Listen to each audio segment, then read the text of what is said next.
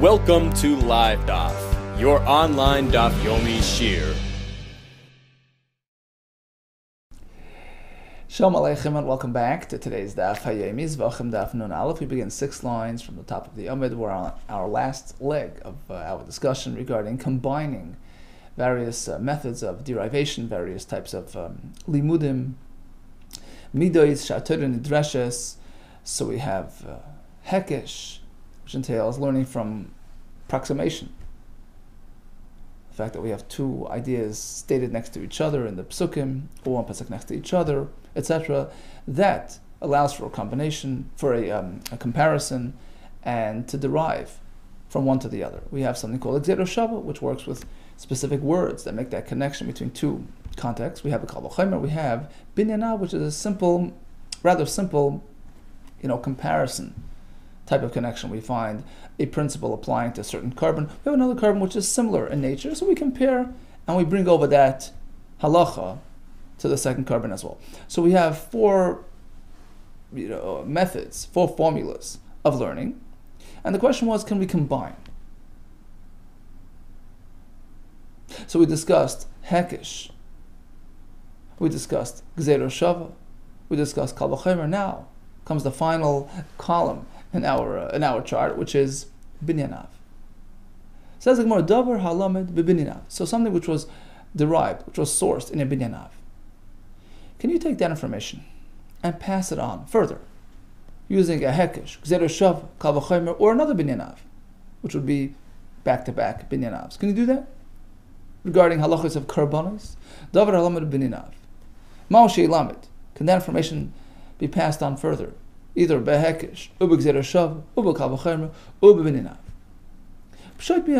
Okay, let's at least resolve the last question, that you can do back-to-back binyanavs. Brisa will discuss the halacha that we discussed many times. Im Allah lo yerid. Once something was placed on the mizbeach, even if that item is puzzle, it stays there. It becomes absorbed into the mizbeach experience, so to speak.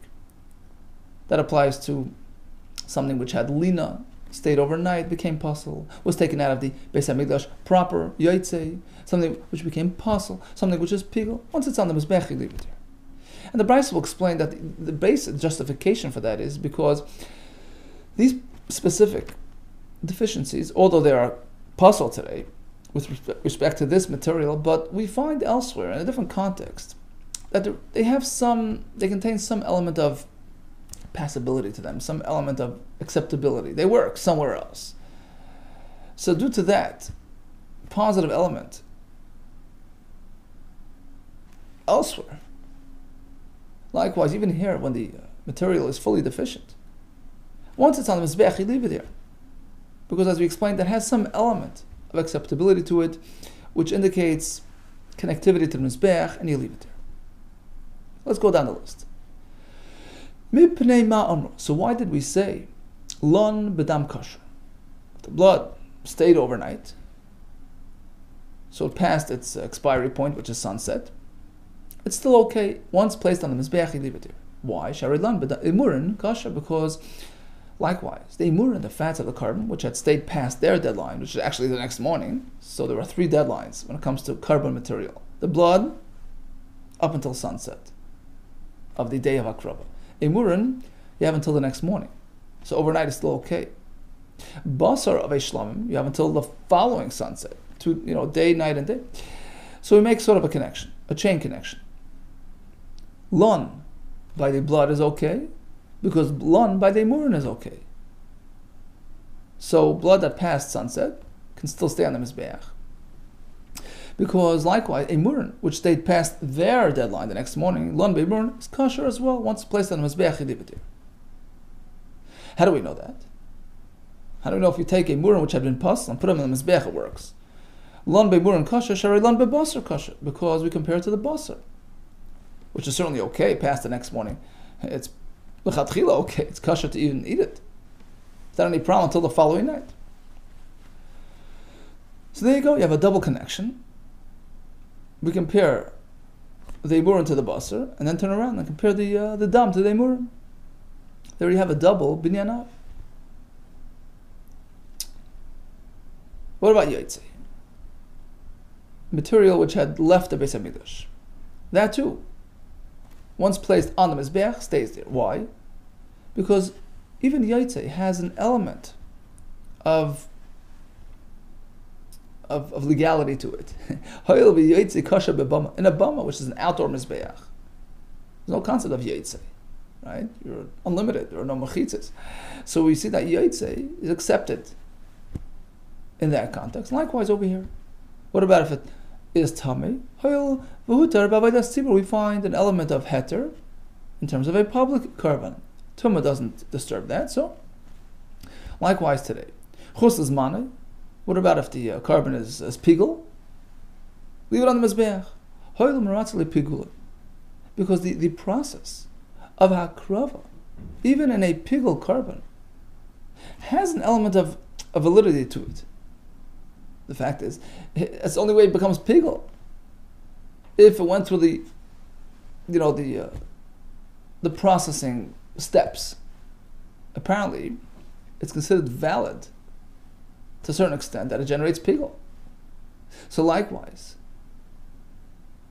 we consider it a valid korban to the extent that if it was placed on the mizbeach, we leave it there. Because let's recall that pigul only happens if all the steps were completed in a pigul fashion, but completed and processed nevertheless. Apparently, it's considered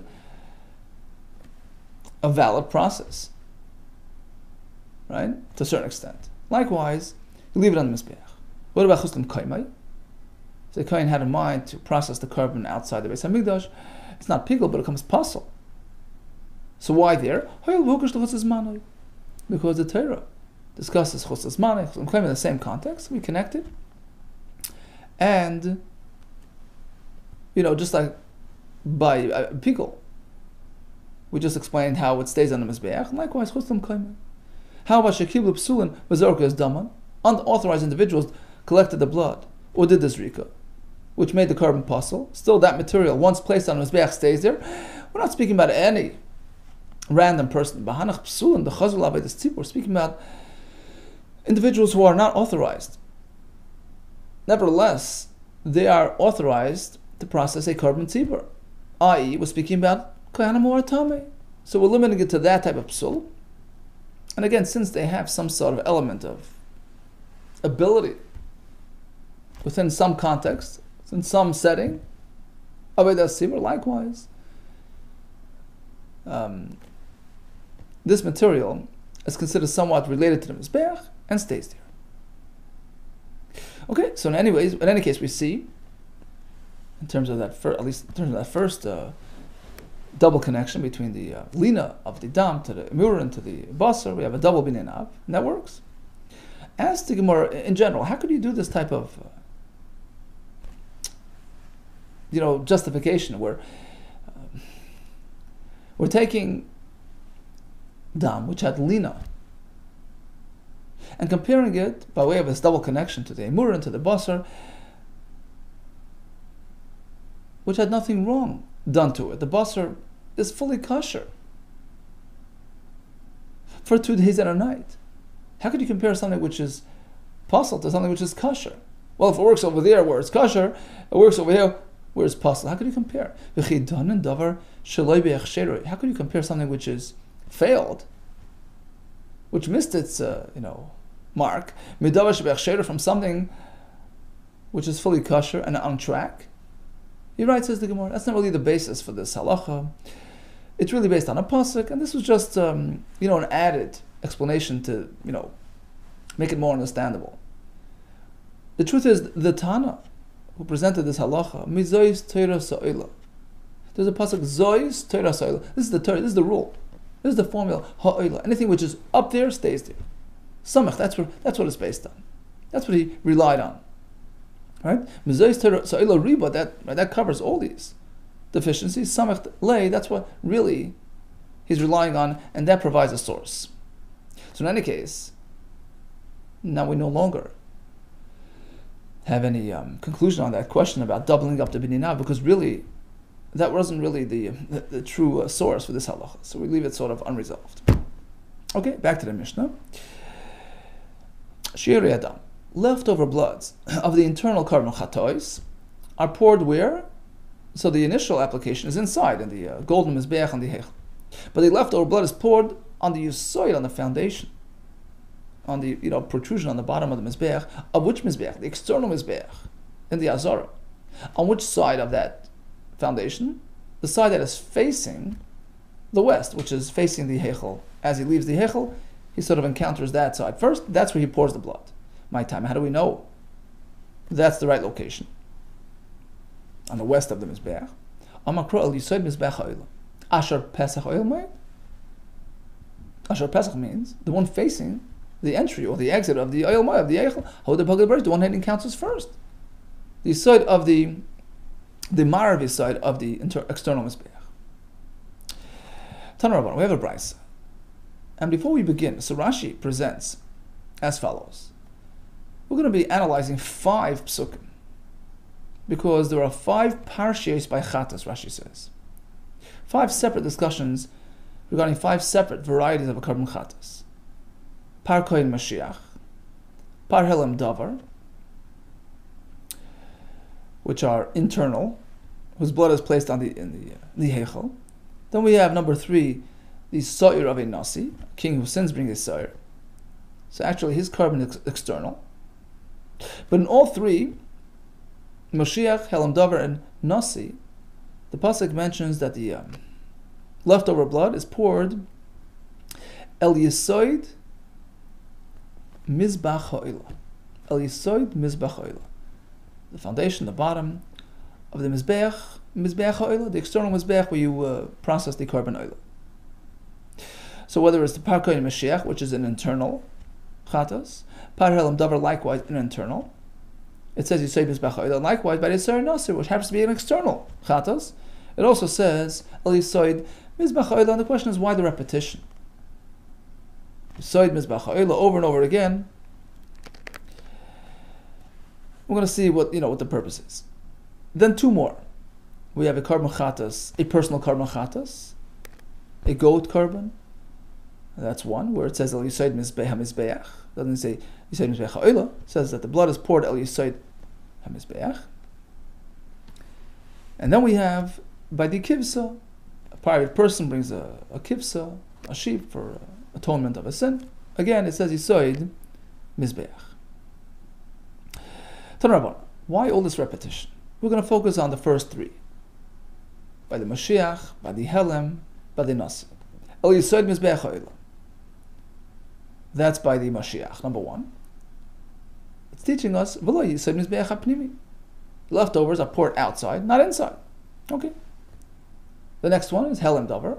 Again, El Yisoid Mizbeach Ha'ila. This one is telling you. And really, it's extra because, Rashi says, we already know that the Helem Davar follows the same procedure as the Mashiach. We have a Hekesh, we discussed this many times. They have the identical process. Why repeat again El Yisoid Mizbach Ha'ila? To teach you another point. Ein lo Yisoid l'pnimi atzmai. You're meant to know that the Mizbech HaPnimi and the Heichel has no Yisoid. So it's not just a matter of choice of whether it doesn't even have a Yisoid.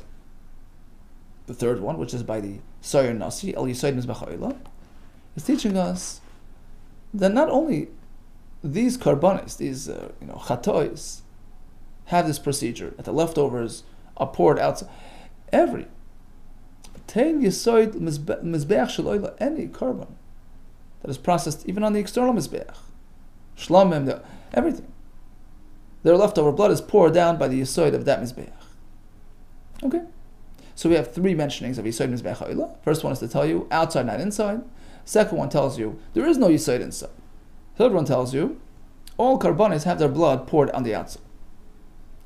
So as the Gemara, how do you know to expand it and apply it to all karbanis? Maybe this last number 3 is coming to tell you it's not coming to address all other karbanis in terms of their leftovers.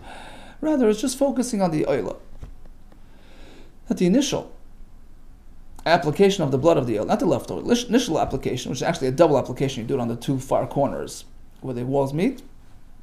So it's coming to tell you that be careful to apply that blood over the foundation, because the fact is that the foundation, which wrapped around the bottom of the Mizbeach, only wrapped around 3 sides. It did not cover the Darei Mizrach area. The Gemara explains elsewhere because Hashem wanted that the Mizbeach should be only in the territory of Binyamin, and only that that strip belonged to Binyamin. But on the Mizrach, on the Doraim, the floor near the Mizbeach belonged to Shevet Yehuda. So there was no Yisod there. Interesting, we'll see that later on Daf Nun Gimel. In any case, so you're meant to be careful that when you pour the blood, the initial application of the Oila blood, do it over the Yisod. So skip Darai Mizrach. That's not gonna do the, it's not gonna work because there's no Yisod there. Okay, so perhaps that's the purpose of the pasuk, a specific directive for the blood of the Oila. Amr Rabbi Shmuel, you wouldn't need a pasuk for that because that can be learned simply through a Kal V'chomer. In which case, the pasuk is now available to tell us that all karbanis have their leftovers poured in this location. So what's the Kal V'chomer? Amr Rabbi Shmuel, Kal V'chomer, Ma Shirayim, She'en Mechaprin, Tunin Yisoid. If even leftover blood from these various karbanis, which are not accomplishing kapara. Kapara is accomplished by the initial blood application. Nevertheless, they have to be poured on the Yisoid, right? Only in that location. Wouldn't you agree that Tchilas Oila Shemachaperet, certainly the initial primary blood application of the carbon oil, which is coming to atone, oil comes to atone for some, mitzvahs assays that are ignored, etc. Certainly, that blood stands higher, and certainly requires the Yisoid location. Ein adin, of course, Shturi Yisoid. Of course, you know that already. On Rabbi Kiva, he'll present a similar sounding Kal V'chomer, just a slightly different, which we'll explain later. He says basically the same idea. To tell us that the initial blood application of the oila is meant to be placed in a Yisoid location is obvious based on a Kal V'chomer. Mashirayim she'en mechaprin ve'en bon lekapar, even leftovers, whose purpose is not to be mechaper. They're not even participating in any way in the kapara. Nevertheless, Tunin Yisoid, you pour the leftovers on the Yisoid only. Certainly, Tchilas Oilish Mechaperes, Ubal Chapara, the initial application of the Oil's blood, which is coming to be Mechaper, and atones. And then, of course, wouldn't you agree, Shtuni Yisoid? You can only apply it on the wall of the Mizbeach, which is directly above a Yisoid. That halacha is known based on the Kal V'chomer. So then back to that third pasuk. Imkei matam b'leimer. So what's the pasuk saying? El Yisoid Mizbeach ha'oila, that third pasuk, which is now extra. Tein Yisoid Mizbeach ha'oila, to cover all karbanis which are processed on the Mizbeach ha'oila, such as the Shlomim and the Asher. That in fact, their leftover blood is poured on the Yisoid. Amar. Okay, let's go back and reanalyze this brisa. So the first pasuk was by the Mashiach, El Yisoid Mizbeach ha'oila, and we learned Lo Yisoid Mizbeach ha'pnimi, outside, not inside. How do you know? Maybe inside or outside. Maybe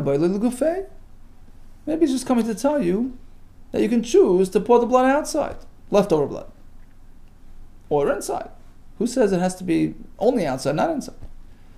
The answer is Masher Pesach Oil Moed Nafka. Well, the pasuk explains that you pour it at the entranceway as you leave the oil moed. So clearly, that's on the outside, Mizbeach. So then back to the question, Yisoid Mizbeach ha'oila. Sorry, so now, why does the pasuk have to stress again, El Yisoid Mizbeach ha'oila? To tell you, only there, not inside. Okay, so the leftover blood of the internal karban chatas, only on the Yisoid of the Mizbeach ha'chitzon and not the pnimi. Now we skip to number 3, the third pasuk, which was by the Yisrael Nasi, where it said El Yisoid Mizbeach ha'oila, and we learned 10 Yisoid Mizbeach ha'oila, that it covers all those karbanis which are done externally. Their leftovers are poured in that location. Says the Gemara, what's the how do you know that in fact it's coming to cover that? Perhaps it's just coming to address the leftovers of the Yisrael Nasi. Who says it's coming to address other karbanis and include them as well? The answer is Isak Adaitach K'dichsiv, because if you're going to learn it just simply the way it's said, as a reference to the Isar Nasi, Hani Lama Likro, why do you need a pasuk for that? L'Sharaim, to tell you where to pour the leftover blood of the Isar Nasi. Sharaim HaBroya Avelu, of course, obviously you do it outside, because the blood of the Isar Nasi is external blood to begin with. It's not like an internal carbon chatzis where you start inside and you bring it outside. Right? The blood of the Isar Nasi is initially placed on the external mizbeach. So of course, leftovers are poured there as well. Look, even the Mashiach and the Helam Davar, who are internal, the blood over there is placed initially internally and then taken outside for leftovers. Certainly if the initial, primary, Matan Dam is outside, of course the leftovers are outside. Why would you need a pasuk for that? Apparently it's an extra pasuk to be used to cover all other karbanos as well, right? Well, it's not so simple, said the Gemara. Perhaps you can say, no. You need to address a Isar Nasi and clarify where to pour leftover blood outside. Perhaps I would think otherwise. I would think it's inside. Why would I think so? Perhaps the Afech Meifach meant to switch things around. So, yeah, Mashiach and Helam, who start inside, the leftovers are outside. Isar Nasi, who starts outside, leftovers are inside. Give each one a chance, to cover all the bases. The Baroi, the one that's outside, the Gavoi, leftovers are inside. The Gavoi, the ones who start inside, the Baroi, leftovers are outside. Perhaps that's why you need a pasuk, to provide clarity. That in fact the Isar Nasi's leftovers are placed outside. Well, says the Gemara, how could you even suggest? You just concluded that the Mizbeach HaPnimi doesn't even have a Yesod. How can you even suggest? There isn't even room to think. Leftovers of the Isar Nasi goes, there is no Yesod inside. Okay, so apparently it's leftover. It's an extra pasuk to tell you that all the external karbanis leftovers are poured outside on these. Well, not so simple. Perhaps, says the Brisa. No, maybe we're not coming to cover all karbanis and include them in the process. Maybe it's just a specific halacha for a karban oila. Maybe it's only coming to tell you mizbeach or mizevach shel oila yeheli yisod, that the initial blood application of a karban oila, which goes on the wall of the mizbeach above the yisod, is meant to be over the yisod. So ensure that you're in the right location in terms of that process. Well, says the Gemara, you can't say that. Miksiv al yisod ha'oila. Does the pasuk then say yisod ha'oila, which would indicate that we're addressing an oila? Al yisod mizbeach ha'oila ksiv. We're clearly speaking about more of a broader context. Mizbeach ha'oila. Things which take place on the mizbeach of the oila. All karbanis, external karbanis, they too have this halacha, leftovers to the yisod. Well, not so simple. You have a ksiv al yisod ha'oila. Perhaps again, we're only focusing on the oila and instructions regarding his initial application, not regarding. Ask you a question: why just choice of words? Why do you say mizbeach oila instead of just saying el yisod oila? Well, that would be misleading. El yisod oila, I would think biskif el yisod. The blood of the oila is placed on the vertical aspect of the yisod. So yisod was like a protrusion, right? Starting from the ground, it goes up an amma vertically, and then across horizontally towards the mizbeach and amma. So perhaps you would mistakenly believe that you can place the blood of the oila on the skifa, on the vertical side. So either on the wall above or on the side of the actual yisod. That's why. That necessitated expressing the words yisod mizbeach oila to tell you agaga the yisod. No, don't place it on the side. If you want to place it on top of the yisod. Either on the wall, right?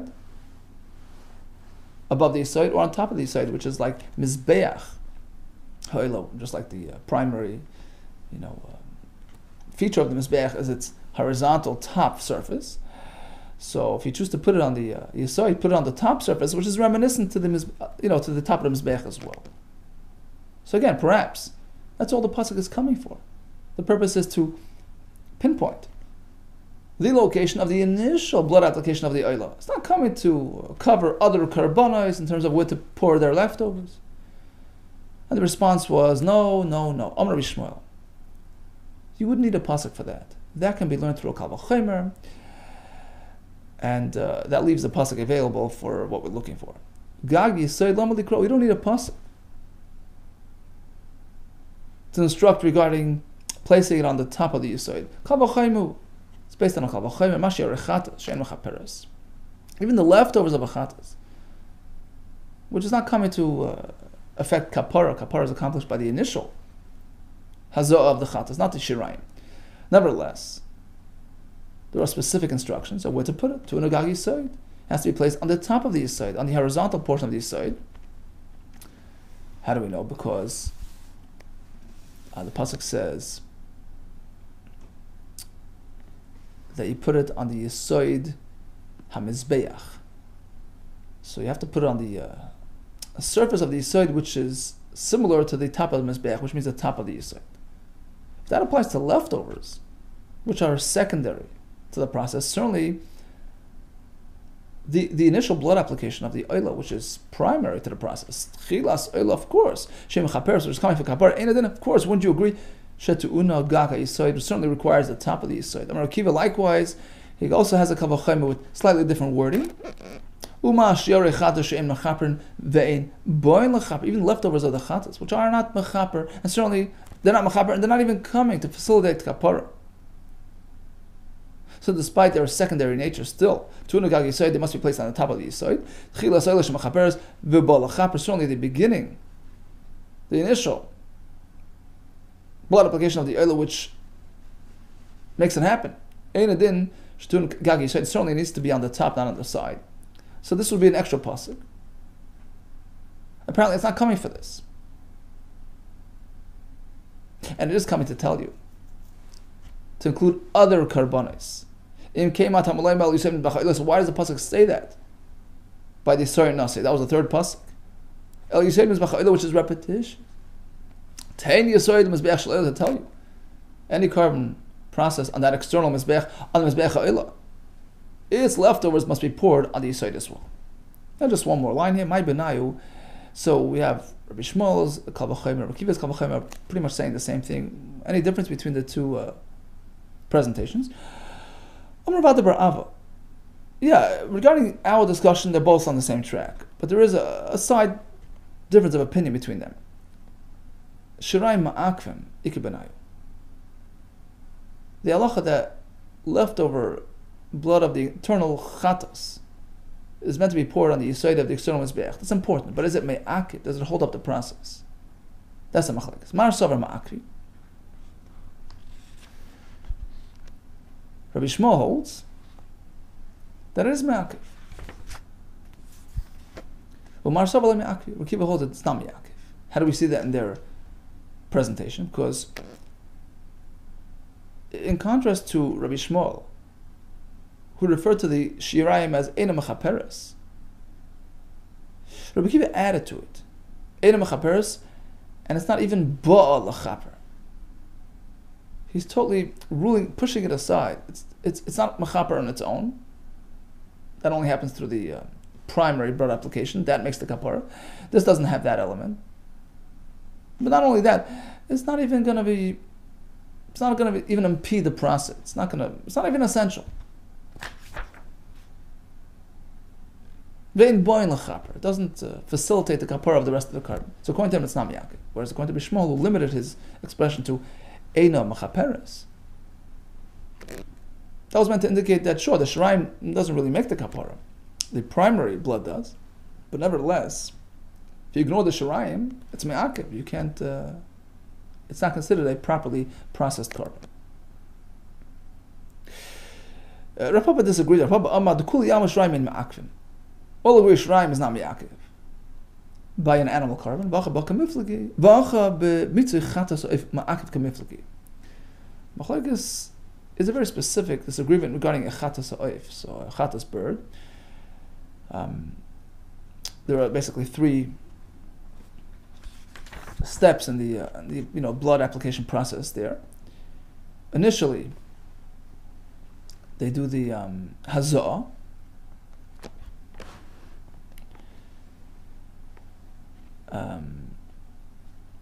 Right, there's malika, there's hazah, and there's mitzvah. Okay, malika is removal of the head. Hazah is where they spray the blood from the bird to the mizbeach, and then there's mitzvah. So once they're done, the primary hazah, which is the primary kapara generator, you take the bird and you squeeze it to the mizbeach, and the blood trickles out, and that's like shirayim by an animal carbon. So the question is that step ma'akiv? Shirayim by regular carbon is not ma'akiv. By a bird, that's the question. The question is, that's me'akiv. Marasava me'akiv. Rav Shmuel considers it me'akiv. Marasava me'akiv. Rav Akiva disagrees. He says even that's not me'akiv. And we'll continue tomorrow, Rez Hashem, on this topic. But in any case, just to do a quick summary, we had a question regarding joining up, binyan ab with others. We left that a little bit unresolved. Leftover bloods. So we have 3 mentionings of Yisoid Mizbeach Ha'olah. The first one by the Mashiach, that even the internal carbon chatas requires that its blood be poured, the shirayim, the leftovers, be poured on the yisoid of Mizbeach HaChitzon, Asher Pesach HaOil Moed, as you exit the Oil Moed, so the western facing side of the Mizbeach. The second, El Yisoid Mizbeach HaOil by the Helam Davar, to tell you that the internal one doesn't even have a Mizbeach. The third one is to tell you that all karbanis processed on the Mizbeach HaOlah have the same process, that the shirayim is poured on the Yisoid Mizbeach HaChitzon. And we came here to start our discussion regarding shirayim ma'akvim, which according to Rav Papa all agree it's not me'akiv, and the question regarding mitzvah chatas oif. To be continued by Hashem tomorrow. All the best to you, and Hatzlacha Rabbah.